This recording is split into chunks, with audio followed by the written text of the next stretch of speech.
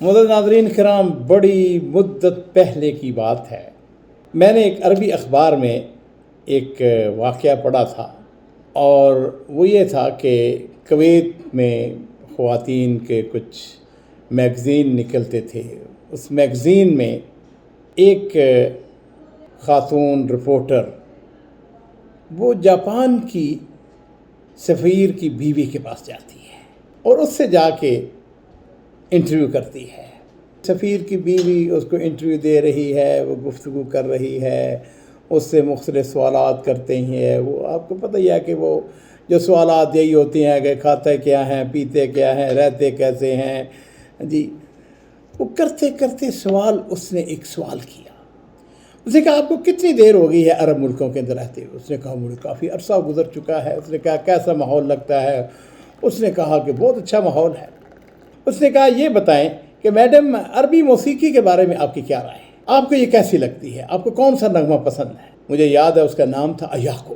تو وہ ایاکو کہنے لگی کہ ہاں مجھے عربی موسیقی بڑی پسند ہے، میں دن میں 5 مرتبہ اس کو سنتی ہوں۔ مجھے اذان کی آواز بڑی پرکشش لگتی ہے، مجھے بڑا اس سے سکون ملتا ہے، میں بڑے اہتمام سے یہ نغمہ سنتی ہوں۔ اور اس کے بعد مجھے کوئی عربی آواز اچھی لگتی ہے تو وہ قرآن پاک کی تلاوت کی آواز ہے۔ تو عزیزو، وہ جو رپورٹر تھی اس نے جس وقت اس کا جواب سنا تو وہ ششدر اور حیران رہ گئی۔ اصل میں بات یہ ہے کہ یہ جو جاپان کے سفیر کی بیوی تھی، اس کا یہ جواب یہ ان مغرب زدہ اور ہندو کلچر سے متاثر لوگوں کے لیے کسی تازیانے سے کم نہیں ہے۔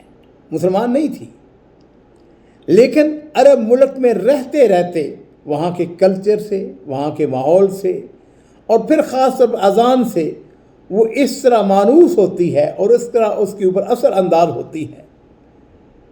تو حقیقت بات جو ہے، بعض لوگ کہتے ہیں موسیقی روح کی غذا ہے۔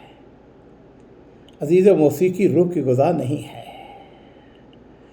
اور اگر کوئی فی الواقع روح کی غذا ہے تو وہ قرآن پاک کی تلاوت ہے۔ الا بذکر اللہ تطمئن القلوب۔